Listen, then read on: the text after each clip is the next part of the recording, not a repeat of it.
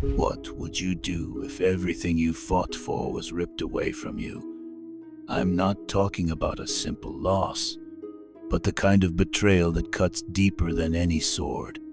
Join me on this harrowing journey as I recount the tale of my rise to power filled with ambition, fierce battles, and ultimately a betrayal that led to my downfall. My name may be lost to time, but the lessons of my story echo through the ages, cautioning those who seek power. This is the account of how I, a king in the medieval world, lost my crown and the legacy that turned into a bitter lesson. I was born into the royal family, a kingdom steeped in history and tradition. From a young age, I understood the gravity of my lineage, the burden of expectations weighing heavily on my shoulders. I watched my father, a formidable ruler, uphold justice, managing treacherous political waters and dealing deftly with threats from rival kingdoms. As I grew, I admired him, but also learned to navigate the complex web of alliances and betrayal that characterized courtly life. As I transitioned into adulthood, the call to arms surged within me. With the whispers of impending threats from neighboring kingdoms at my back, I knew it was time to make my mark. I forged alliances with powerful nobles and military leaders, all the while tactically dismantling any challenges to my authority. Favor was my tool. I rewarded loyalty and punished treachery with strategic precision. Each battle I won solidified my reputation a warrior king, one who could lead his people into glory. I witnessed the birth of a golden age. Prosperity grew, and the arts flourished under my gaze. Yet, it was the same prosperity that planted the seeds of discontent. As my power grew, so did the envy among those I once considered allies. Whispers filled the stone corridors of my castle, conspiracies thickening the air as nobles plotted in dimly lit chambers. The ambitious sought to unseat me, believing my reign had dulled the very edge that once cut through the fog of uncertainty. It became evident to me that the trust I placed in my inner circle had become a dangerous gamble. The tipping point came unexpectedly, an ill-advised treaty that appeared to secure peace but birthed bitterness in the hearts of my most trusted aides. I sought to foster unity, but instead I forged distrust. My advisor, insert name, once my closest confidant, became the architect of my demise. He spun narratives of discontent among the nobles, enticing them to believe I had failed them. Slowly but surely, they rallied under his banner, and the ground beneath my feet trembled with the weight of their ambition. Do you remember the moment that changed everything? I do. It was during a grand feast in the great hall, laughter echoing against marble walls, and banners billowed in the warm light. I felt invincible at that moment. As I lifted my goblet, I glanced across the room to see familiar faces, but glimmers of resentment danced in their eyes, masked by feigned smiles. Little did I know they had conspired behind closed doors, plotting my undoing while I drank among them. Days turned to weeks, and tension permeated the air like an unshakable fog. I quietly listened to the whispers, realizing the very nobles I had trusted now pierced dagger-like words into the air, sowing doubt. One fateful night, when the moon was a ghostly round, they made their move. I won't forget the cold grip of betrayal, as I found myself surrounded, my loyal guards overpowered and loyalists turned enemies. Arrested and accused of tyranny, I was dragged from my castle king stripped of power, a father stripped of hope. It was a nightmare. The very realm I had built began to fracture as I was forced into a galling exile. The world outside my castle walls was unrecognizable as a cacophony of mourning fell upon my ears. The whispers of loss turned into roars. My subjects turned against me, their hearts swayed by the lies spun by my betrayers. Exile is a selfish companion. In solitude, I reflected on the lessons of leadership, the delicate balance of power, the necessity of loyalty, the dire consequences of blind trust. I learned that authority can be both a gift and a curse, and in seeking greatness, one must never forget the value of those around them. I realized too late that estrangement breeds disaster, and in seeking to be a king, I had become a tyrant in the eyes of my own people. Yet, even in exile, the fire of my spirit burnt bright. Though the crown no longer adorned my head, I considered the legacy I could still build. I took to writing my thoughts, a chronicle of what once was and what I wished to achieve.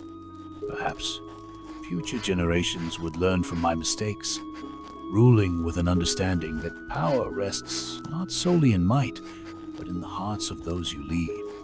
My story, the tale of my downfall, does not end in defeat. It is a warning, a reflection of the complexities of power and responsibility. As I wandered the foreign lands, I still sought the pulse of the kingdom I had once ruled, yearning to understand their grievances and seeking the glories I had forsaken. I was still their king, just not in the way I had envisaged. History often remembers those who fall, for they provide lessons etched deep in the fabric of society. What I lost in crown and title, I gained in wisdom that transcended my days.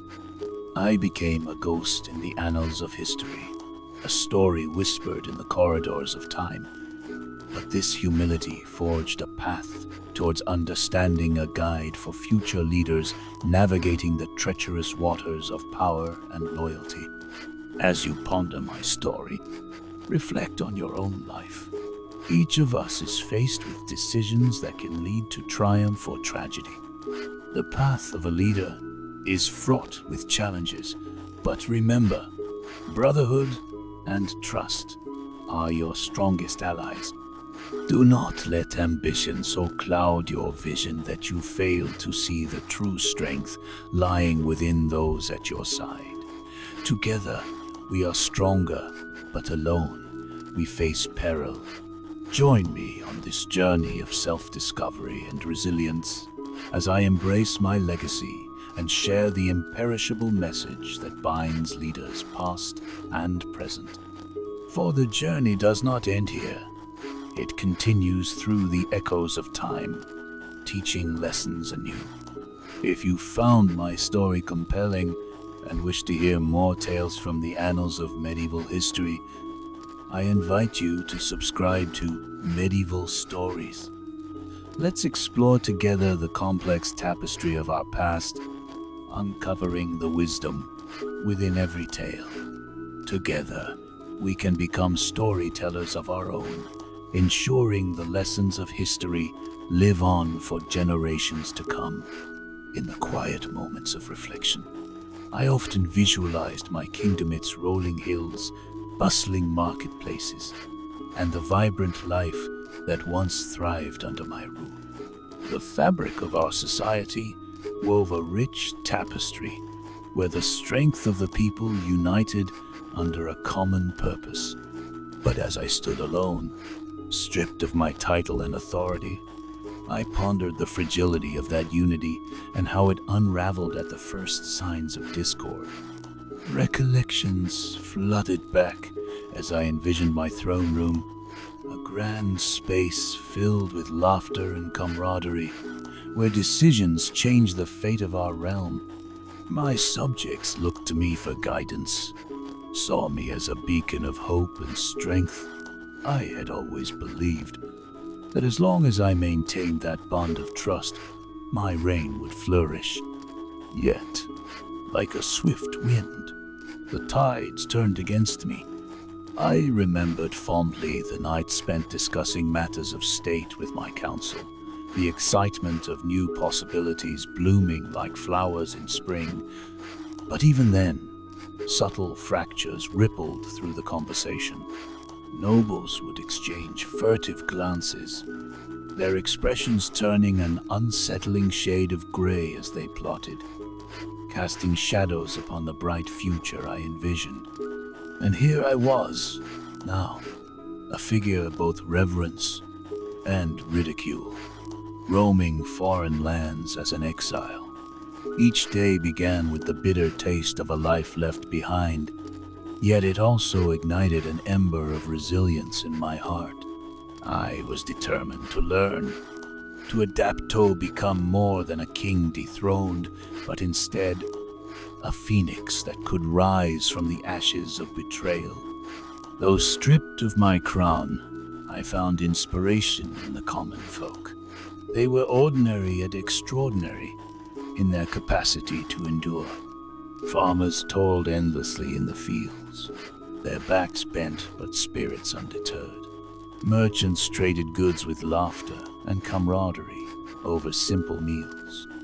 Their resilience mirrored the very essence of what kingship should embody, strength rooted not in power, but in service, support, and community.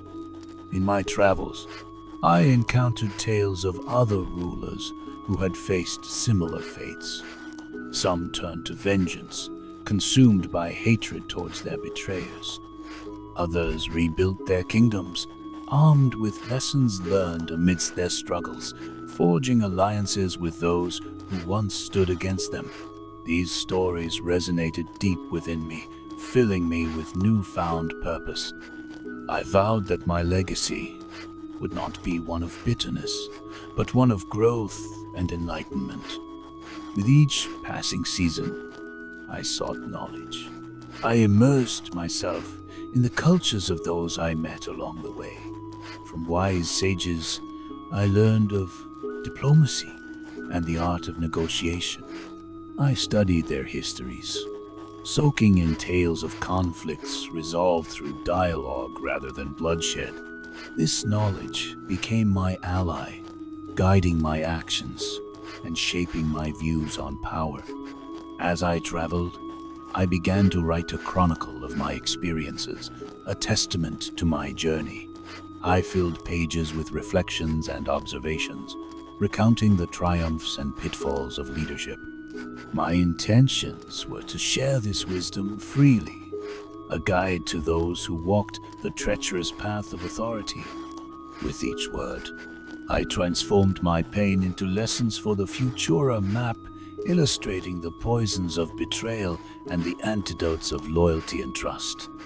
Through my writings, I hoped to influence the contours of history, turning my downfall into a source of enlightenment for the next generation of leaders. What was once a tale of loss could become one of redemption, a reminder that resilience lies not in wealth or titles, but in the very heart of humanity. Time flowed like a river, and with moments of doubt occasionally clouding my spirit, I often sought counsel from those I had met. Wise words exchanged between strangers acted as anchors in the stormy sea of my exile. They taught me the importance of community, of belonging. I could no longer see life from the pedestal of kingship, but from the trenches of the people. My heart longed for the day I could return, not as a king decreeing laws, but as a leader demonstrating how to uplift those around me. To build bridges rather than walls, to weave together the rich threads of ambition and empathy into a fabric that would encapsulate the strength of our shared humanity. As I continued to observe, I resolved to understand the intricacies of governance beyond mere authority. What made a king revered? Was it the fear he instilled, or the hope he inspired? Was it the palatial grandeur that surrounded him, or the lives he touched? Each small insight enriched my perspective, sparkling like gems scattered along my path. And then there were moments of profound beauty that brought me joy, the laughter of children in market squares, families breaking bread together, the unity exhibited during feasts and festivals. These instances mirrored the kingdom I once led, and they ignited a fire within me, a fire that illuminated a new path forward, a vision tethered to not just reclaiming my throne, but revitalizing the kingdom I loved. Every person I encountered in my travels taught me invaluable lessons. A widowed woman shared her resilience, a soldier recounted tales of camaraderie forged in battle, and an artist painted grand landscapes, revealing their joy in the simplicity of creation. Each story became a thread, tying me back to my past and guiding me toward my future. When the opportunity arose to gather collaborators, I seized it. We became an unyielding force, me mentors, comrades, and the wise, ordinary people who fueled my drive. I gathered their thoughts, dreams, and aspirations, weaving them into my collective vision. Together, we began to codify principles that would guide a new order, one rooted in mutual support, transparency, and respect. If I were ever to take my place upon the throne again, it would not be as a sovereign blind to the needs of his subjects, but as a king who listened and learned, a monarch willing to embrace both the might of his sword and the strength of his pen. Join me as we continue this exploration of leadership, resilience, and the unraveling legacy of a king who rose from the ashes of betrayal. Remember, the realm of history is expansive, and every voice matters in shaping the stories we tell, our shared narratives of triumph and tribulation. If you're finding value in this tale of resilience and hope, take a moment to subscribe to Medieval Stories. Together, we will unlock more tales from the depths of history, learning from the past to forge a brighter future. Your voice matters, and your curiosity ignites the flame of knowledge. As I relentlessly pursued this rejuvenated vision of leadership, the warmth of camaraderie embraced me, illuminating the shadows of my past. I found strength not just in my resolve, but in the unity forged with those who resonated with my aspirations. Each meeting of minds nourished my spirit, a coalition, slowly taking shape, imbuing my heart with renewed hope. In the twilight hours beneath the starlit sky, we gathered around flickering fires, sharing stories and strategies. Each voice added layers to my understanding of governance. Together, we crafted a vision of a kingdom rebuilt on trust, diverse perspectives, and the strength of community. This was not solely about reclaiming my rights, but a quest to reshape the very essence of leadership itself. Through these gatherings, my narrative transformed into a shared journey. I became not just a king in waiting, but a voice echoing the sentiments of the people. This collaboration birthed innovative ideas that would guide us in our endeavors once we returned.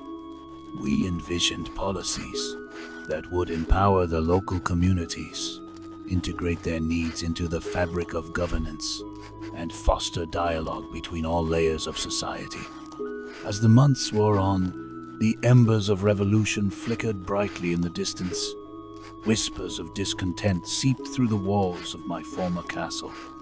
My former loyalists began to grow restless under the weight of betrayal, longing for the return of true leadership.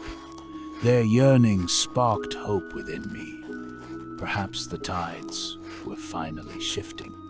Encouraged by this newfound momentum, I crafted a plan entwined with the voices of my collaborators, ready to reclaim my rightful place. We would strike while the iron was hot, utilizing the dissatisfaction brewing in the hearts of my subjects. I understood the importance of timing. It it was crucial to unify the sentiments of the people before launching my bid for return. Powerful allies lurked among the disgruntled, while the common folk found solace in tales of their betrayed leader. The day finally arrived. The air crackled with an electric intensity. Our support rallied, a diverse assembly united under a common cause. With each step toward the castle gates, the echoes of my heart beat in rhythm with the fervor of those surrounding me. We marched forward with a battle cry of unity and hope, ready to reclaim what was rightfully ours. The castle loomed ahead, its once proud walls now tainted with the echoes of betrayal.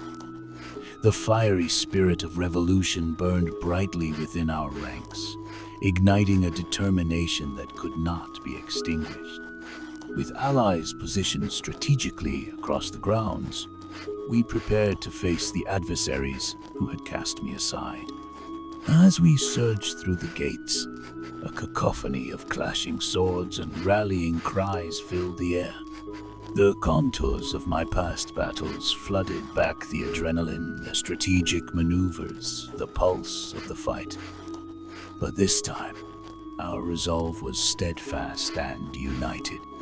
We fought not just for power, but for the hearts of the people we knew would welcome us back. The skirmish was fierce, each clash echoing memories of loyalty once shared. Yet, amidst the chaos, I remained calm, channeling the lessons I had garnered during my time in exile. I understood that I was not just facing the physical defenders of my estranged rule, but the embodiment of all that betrayal had wrought upon our kingdom. With allies leading the charge, we outmaneuvered the forces opposing us. Loyalty soon shifted in our favor, as former defenders, witnessing the resilience of our united front, questioned their allegiance. The realization washed over them. The power of a united, determined populace was far stronger than the fear gripping the hearts of the few who had betrayed me. Then came the final confrontation, the hall that had once served as a podium of my reign, now tainted by shadows of disloyalty. As I entered, I felt the gravity of history weigh upon me. My betrayers stood adorned in armor, defiant yet trembling. Betrayal had bred divisions among them. I could see it in their eyes. "You have forgotten what it means to lead," I proclaimed, my voice steady yet powerful. "You have unleashed chaos amongst the very people who once revered you. I will not take this throne with malice. Instead, I vow to rebuild a kingdom united by trust, one where strength and compassion walk hand in hand." A murmur rippled through the hall, uncertainty etched on the faces of my once loyal subjects. The tension in the air was palpable, yet it shifted with an undeniable force. Those who had endured under dubious reign began to rally, recognizing the spirit of shared purpose that was birthright to every person in the kingdom. I felt hope intertwined with the uncertain tide. The tides were shifting, justice looming on the horizon. What could have evolved into a battle of vengeance, transformed into a dialogue for reconciliation? I extended my hand to those who still believed in a vision of unity, inviting them to step back to the light. There was no grandeur in reclaiming an empty throne.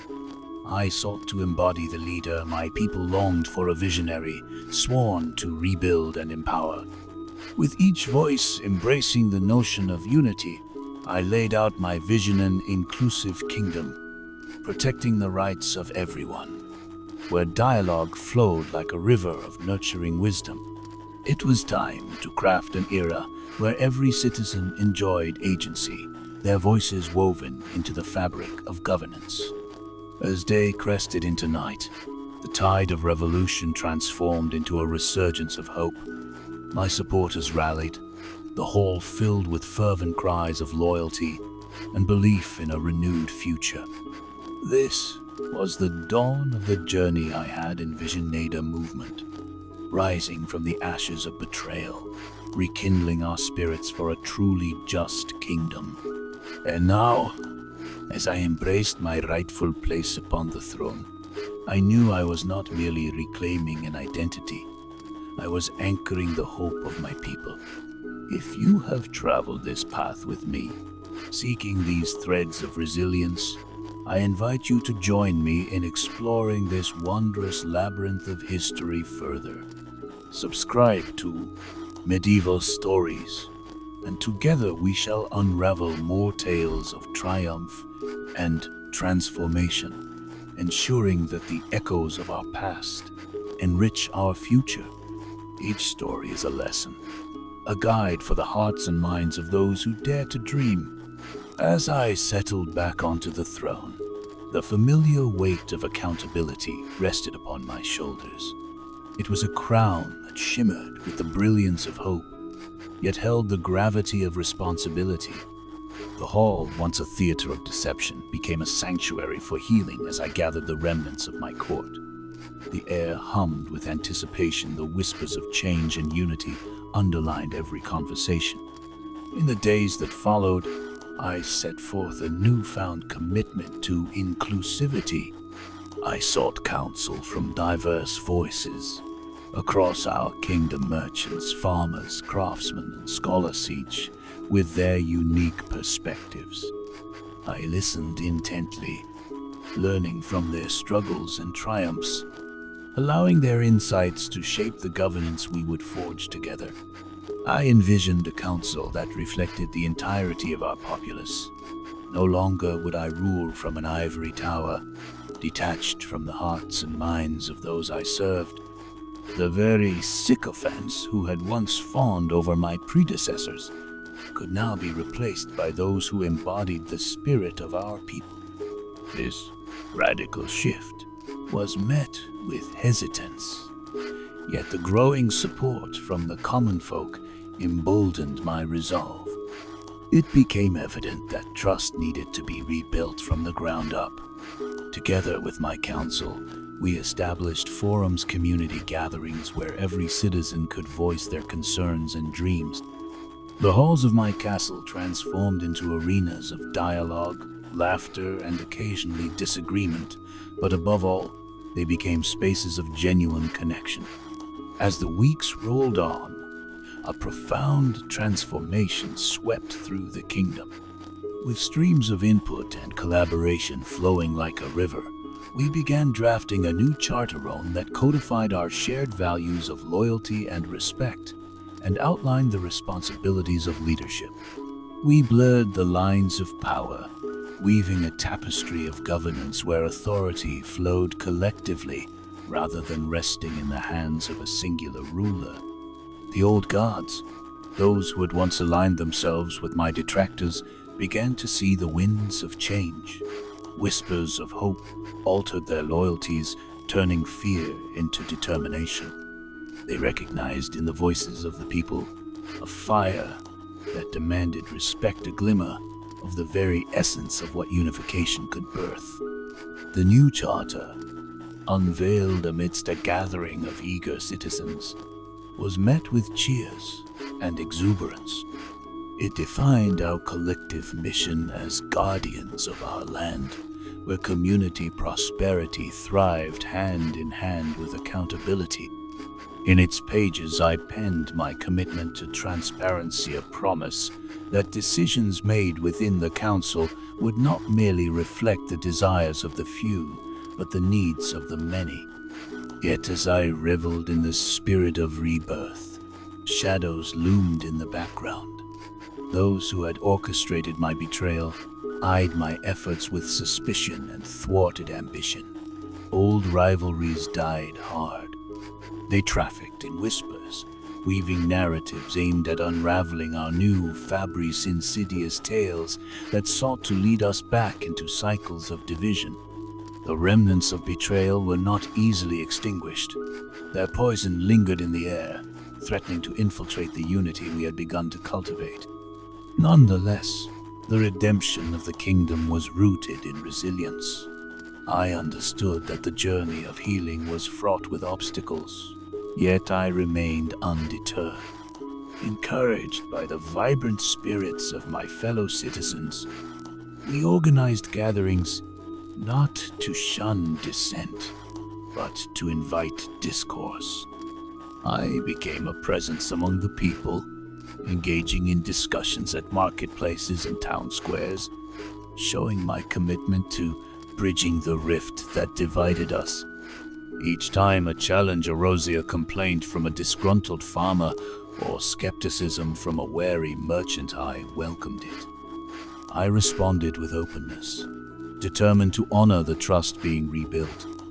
These encounters forged powerful relationships, and soon we began envisioning a future where dissent transformed into constructive foundation for progress. Among the most impassioned voices was insert name, a fiery advocate for the common people. Their courage lit a path to collaboration, articulating the fears of those whose voices had long been neglected. As I recognized the significance of their contributions, I appointed them as a liaison, a bridge between my realm and the people. Their insights broadened my perspectives, allowing me to see the challenges we faced anew. As my understanding deepened, I turned to the ancient texts of governance, seeking wisdom from the scrolls of the past. I discovered poignant lessons embedded in stories of unity and strife, of apologies offered and alliances formed. The failures of rulers throughout history became lessons etched in my consciousness, guiding my every decision. It was imperative that we recognized our shared narratives, leveraging our common struggles to strengthen the ties that bound us.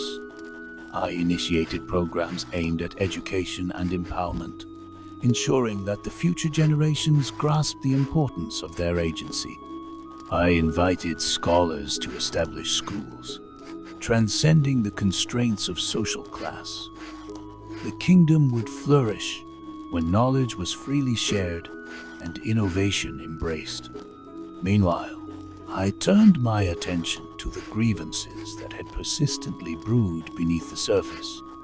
We established initiatives for mutual aid, encouraging collaboration between farmers and artisans, whilst fostering an environment where interdependence replaced isolation. The days of hoarding resources began to fade, supplanted by an ethos of collective growth. In moments of vulnerability, however, I occasionally doubt the persistent echo of betrayal. The whispers still lingered, shadows trailing behind our steps. I looked to the horizon, knowing that the true test of unity lay ahead. It was crucial for us to cultivate resilient soul that could withstand the threats that sought to dismantle what we had built. With my heart set on a vision of hope, I activated the minds around me. By fostering creativity through challenges, we began crafting tangible strategies to dissipate the tendrils of betrayal and nurture a spirit of collaboration. I called upon the people to raise their voice, exploring the collective aspirations that united us as a kingdom. It was imperative, I believed, that the balance of power resided squarely in the hands of the people. I sought to ensure that each citizen recognized their agency in shaping our shared story, connecting the kingdom's fate to their very own. As we marched forward, the commitment to our cause fortified our resolve.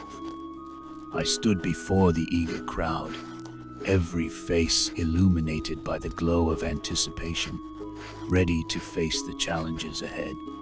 Join me as we embrace this shared journey, breathing life into the ideals that guide us, and uniting to create a venerable kingdom where every voice is cherished and prospered. If you find profound meaning in this story of resilience and community, I invite you to subscribe to Medieval Stories. Together, we will uncover historical narratives that inspire and educate, illuminating the path to our collective future. Let us continue this quest for knowledge, enriching our understanding of the world and its many complexities. As the seeds of unity continued to take root, I marveled at the vigor within the kingdom. The marketplace became a bustling tapestry of life traders from various backgrounds mingled, exchanging goods and ideas alike. A sense of camaraderie enveloped us, marked by shared laughter and joyous encounters. But beneath this facade of prosperity lay the chronic unease of lingering factions, still reluctant to let go of past grievances. Unrest had not vanished, it merely concealed itself in the corners of society. The shadows of my former betrayers whispered insidiously, sowing seeds of doubt among the populace. They sought to undermine our efforts, whispering narratives of division in hushed tones. But I, resolved to counteract their schemes, pressed forward with unwavering resolve. I convened a series of assemblies, collectively dubbed the Conversations of Change. Each gathering bore witness to an outpouring of raw emotion, grievances laid bare and hopes articulated. Citizens stepped forth to voice their concerns, sharing the struggles they faced, from harvest failures to inequities in trade. Those who had once been wary became eager participants, their participation a testament to the trust we started to nurture. Through these dialogues, I realized the power of vulnerability, the very quality that could carry us toward deeper connections. I listened intently, always taking care to validate their feelings, to echo back their frustrations and aspirations. In doing so, I witnessed a dramatic shift in dynamics as previously reserved voices found courage. Yet, shadows lingered in the outskirts of our gathering. A faction, galvanized by my previous downfall, began appearing at these meetings, attempting to fluster our progress.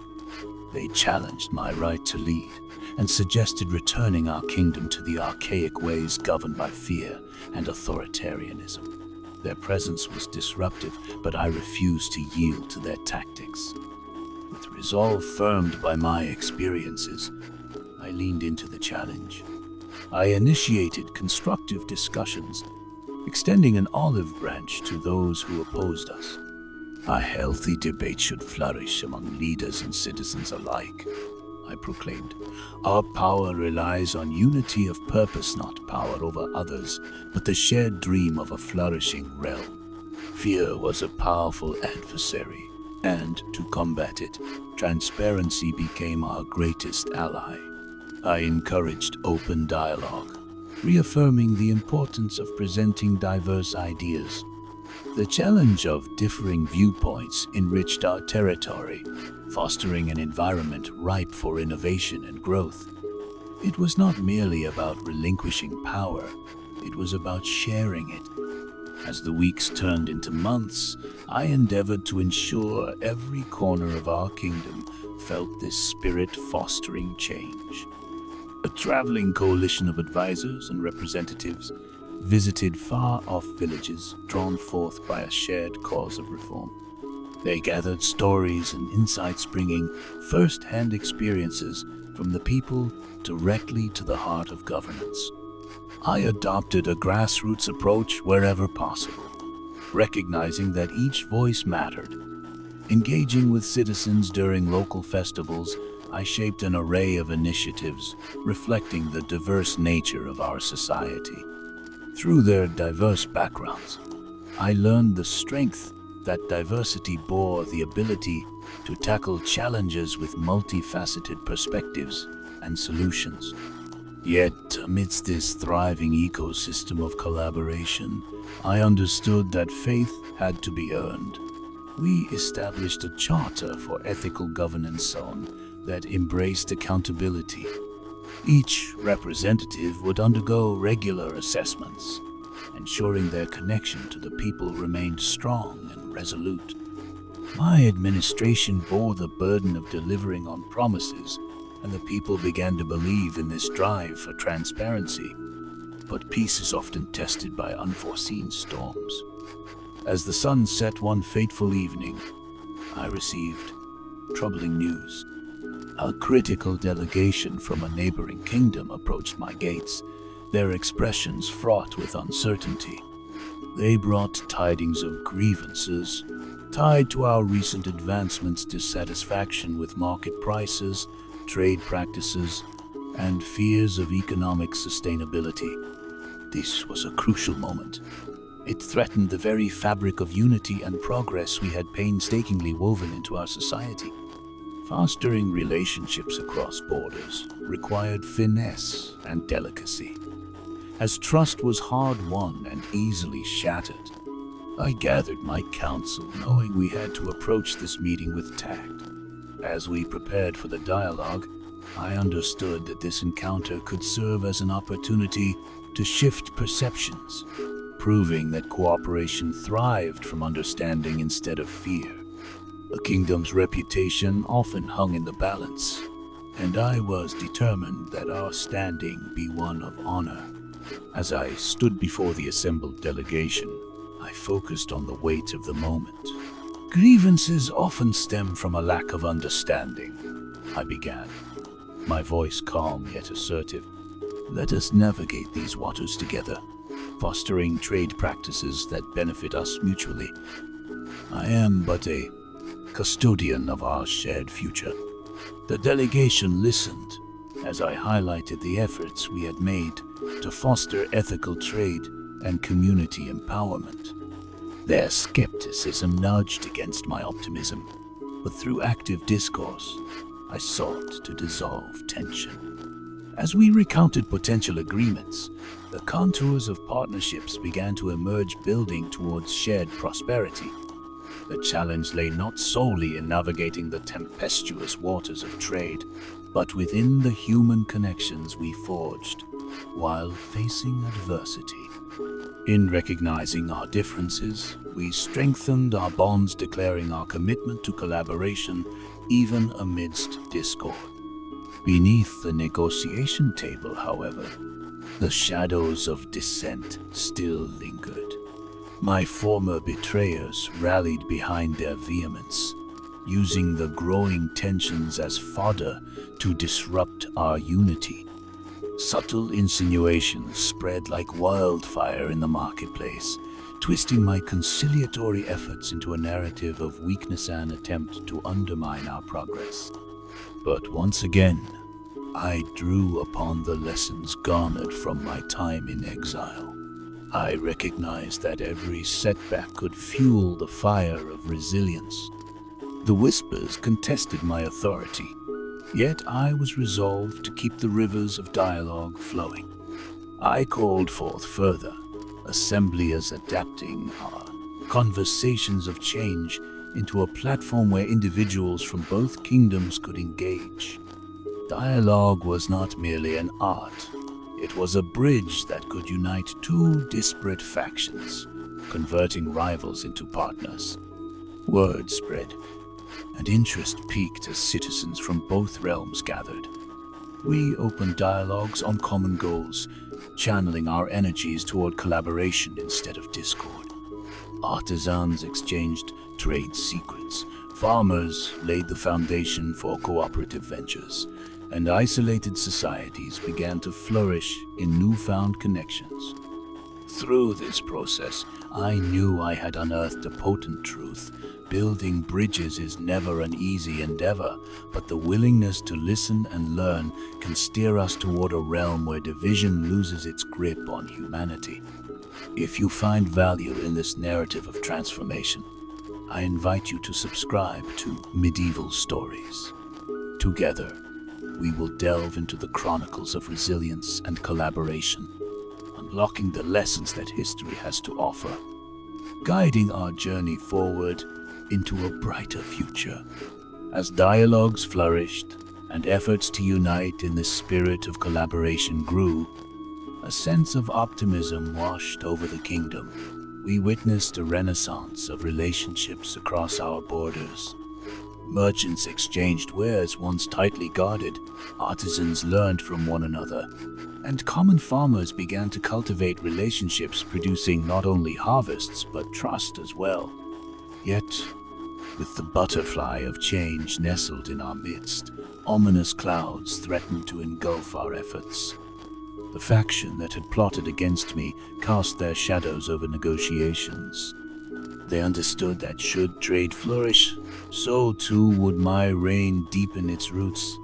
Thus, they ramped up their disruptive tactics, sowing seeds of discontent and distrust among the populace. Their efforts manifested through insidious rumors circulated like wildfire. "Is the king truly capable of governing?" they whispered. "Do we truly trust this newfound peace?" Such questions began to gnaw at the edges of our harmonious endeavors. Dissenters once more started to undermine the very dialogues that carried the promise of unity. In the face of this adversity, I returned to the principles that had carried me thus far. I reached deep within the well of my experiences, calling upon the trust I had slowly rebuilt among my council and the citizens of my kingdom. I knew I had to act swiftly. Gathering my closest advisors, we devised a plan to confront the discouragement and counteract the lurking shadows. Our goal: to remind the populace of the tangible successes we had cultivated together. I called for weeks of festivities, a series of cultural exchanges to celebrate our shared heritage across both kingdoms. The opening festival, the Festival of Unity, would occur in the bustling marketplace. Artisans would display their crafts, performers would showcase cultural dances, and storytellers would captivate audiences with narratives reflecting our combined histories. The goal was to remind everyone of the richness of shared roots. The hope was that by celebrating our connections, we would strengthen the fragile threads that united us. As word spread about the festival, citizens from both kingdoms eagerly anticipated the occasion. As the day arrived, decorated banners hung from entrances, and food stalls lined the streets, inviting passers-by with tantalizing aromas. Laughter erupted, and for a moment, we all became participants in a palpable wave of joy. I watched the crowds from a perch overlooking it. All mothers danced with their children, friendships rekindled among neighbors, and laughter was shared between previously divided factions. The atmosphere pulsed with life, and I felt the tides of unity begin to crest once more. Yet uncertainty nagged at the back of my mind. Though the festival buzzed with vitality, would this momentary renaissance carry through when the festivities faded into memory?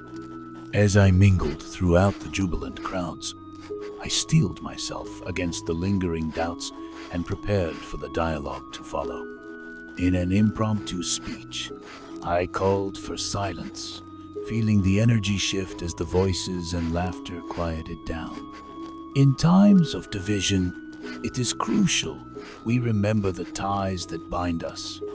I began, my voice resonating. Today, we celebrate our achievements, our talents, and our resolve in forging a future that reflects the dreams we hold for our children. Let this be a reminder that together we are far stronger than we are apart. The echoes of my words drifted among the assembled crowd, and as I gazed at the faces around me, I noticed the flickers of reassurance igniting old flames of confidence. The cheers of support buoyed my spirits, reminding me that every moment contributed to the greater tapestry of our existence. As the festival reached its crescendo, unexpected opportunities also emerged. During the festivities, I noticed several budding artisans collaborating on a communal artwork, blending their skills and inspiring each other along the way. It became a living testament to the unity born from diversity crafted, not from a singular vision, but from a patchwork of perspectives. The artistic creation sparked inspiration across the festival grounds, And soon, groups began forming to discuss trade agreements, cultural exchanges, and community initiatives. In this melee of conversation, I glimpsed the powerful potential that collaboration had to ignite positive change. The lingering shadows attempting to sow division were struggling to penetrate the tapestry of fellowship we were weaving together. Yet, even as the festival closed and normalcy returned, I knew that our journey was not complete. The detractors still lurked in corners, waiting for the opportunity to undermine the momentum we had created. Over the following weeks, I remained vigilant, absorbing the stories of hope while remaining alert to potential disruptions. In the aftermath of the festival, my administration was met with the challenge of institutionalizing the momentum we had garnered. As winter approached, I gathered my advisors once more to strategize a governance structure that would embrace all voices, ensuring pathways for discussion remained open. We formed a series of council's representatives from both kingdoms would participate in cooperative assemblies. Each group would address community concerns, advocate for solutions, and ensure that opinions remained integral to our decision-making processes. These councils emerged from the very heart of the community bridge to eliminate barriers forged previously by dissent. As these structures took form, I felt uneasy but also hopeful. I had learned that not only was a ruler defined by their crown, but by their willingness to stand beside the people they served. The work ahead lay heavy before me, but we were on the precipice of a future crafted within community engagement. As the seasons shifted and the snow began to blanket our landscapes, I made a point to engage the populace even amidst the cold. I journeyed to smaller villages and townships, extending my presence and sharing in their experiences.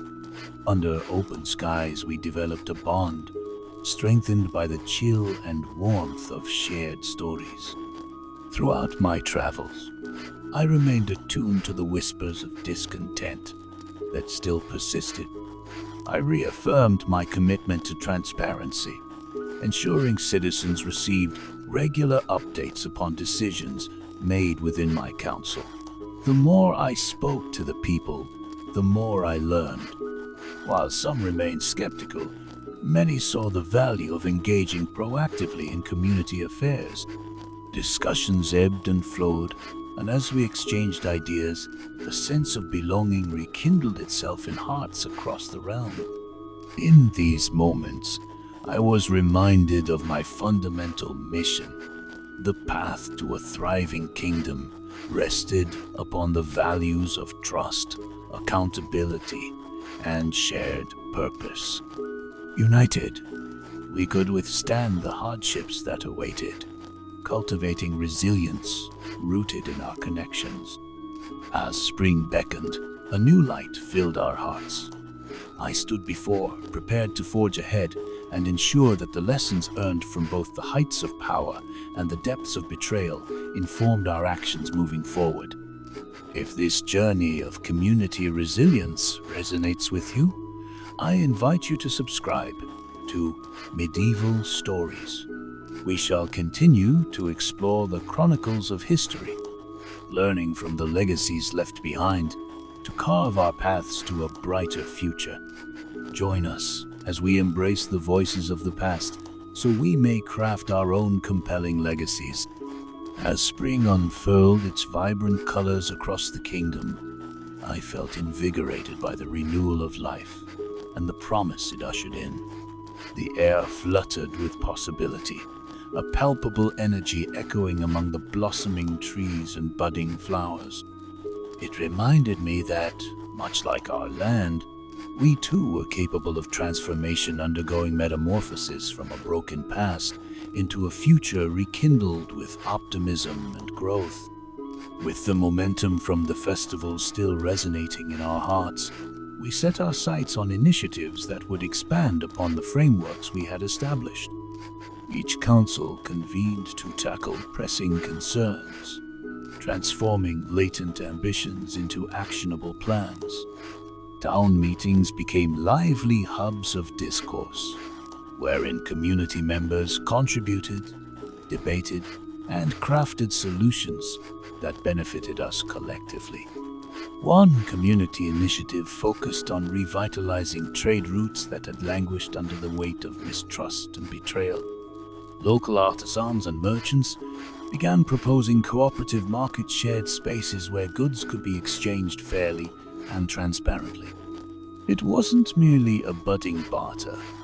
It represented the forging of partnerships that, I believed, would stand the test of time.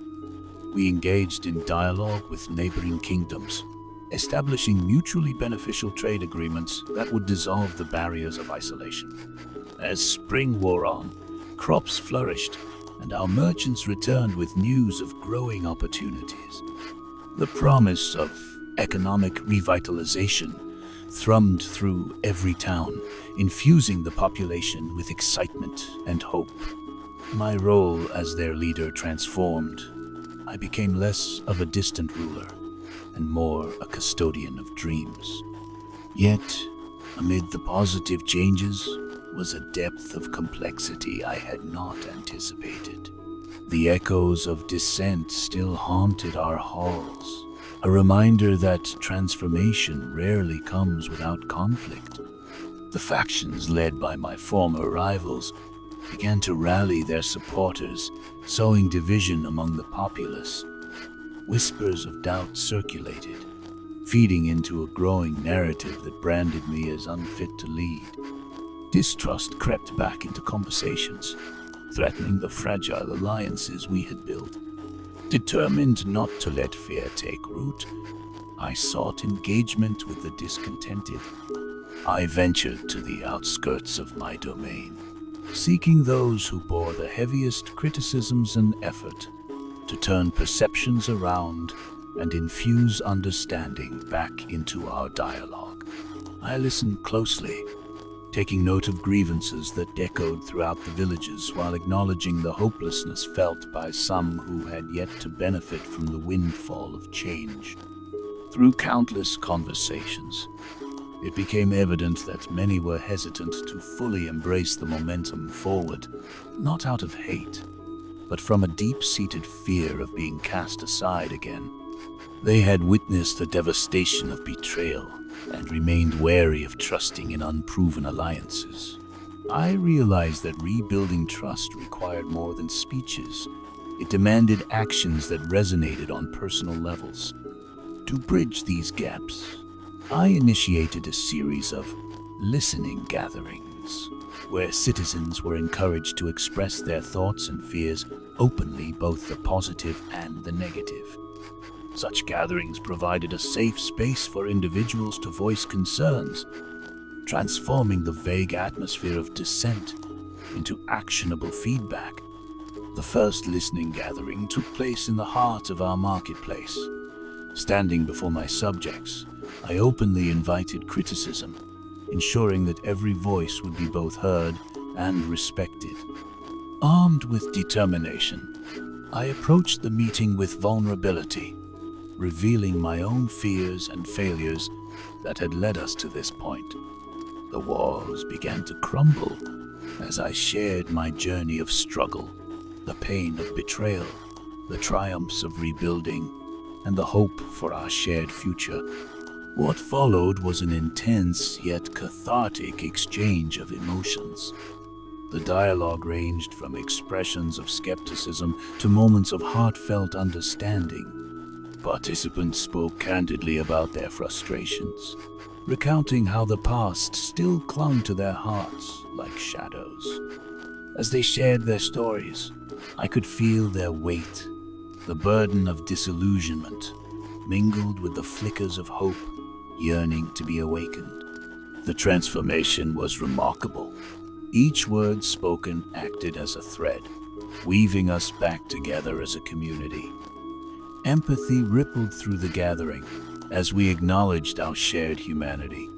The emphasis on vulnerability became the linchpin for bridging our divider, in realizing that behind our differing opinions lay the same desires for safety, stability, and the promise of a better tomorrow. Whereas doubts lingered among the crowd before, clarity slowly emerged as they began to realize that their voices were valued. They were not nameless faces in the crowd. They were integral components of the kingdom's fabric. As we transformed our collective fears into proactive plans, a sense of agency flourished, rekindling hope amid uncertainty. As the weeks rolled into months, the impact of these gatherings began to manifest in tangible ways. Real solutions emerged from authentic conversations. Initiatives were launched that focused on community empowerment. Families formed cooperative ventures, pooling resources and knowledge to tackle agricultural challenges. Together, we invested in sustainable practices that would secure our future harvests. Alongside this, we also welcomed initiatives aimed at promoting wellness and education. Each village formed discussion groups touching on health, literacy, and cultural enrichment, evolving into incubators of innovation. Young minds blossomed under the guidance of those willing to share their skills, ensuring that the future generations carried the essence of our journey forward with them. As I witnessed the fruits of our labor unfold, I felt invigorated. The barriers between rulers and the ruled began to dissolve, crafting a realm infused with unity and resilience. Yet, amidst the crescendo of collective triumphs, the winds of dissent still stirred on the periphery. One fateful evening, as twilight settled over the kingdom, I received word of an assembly being planned by my former rivals. They intended to publicly challenge my authority, igniting a firestorm of dissent in a last-ditch effort to dismantle the foundations we had worked so hard to build. Their grievances echoed through the streets, emboldening those choosers of nostalgia over growth. The faction had seized upon the discontent spread by the skeptics. Recognizing the gravity of the situation, I knew that I had to act swiftly and with clarity of purpose. The time had come to confront adversaries face to face, not with hostility, but with the very principles that had allowed us to overcome past challenges together. I called for an open assembly in the grand hall of our castle gathering, where all were invited, be they supporters or dissenters. It would be a platform for transparency and earnest discourse, inviting all voices to engage in constructive dialogue. In my heart, I believed in the old adage, the truth will out. I sought to embrace the very essence of our journey, understanding that in the face of confrontation, unity must prevail over division. As I prepared for the assembly, I steeled myself against the imminent onslaught. I could not let past conflicts define our future.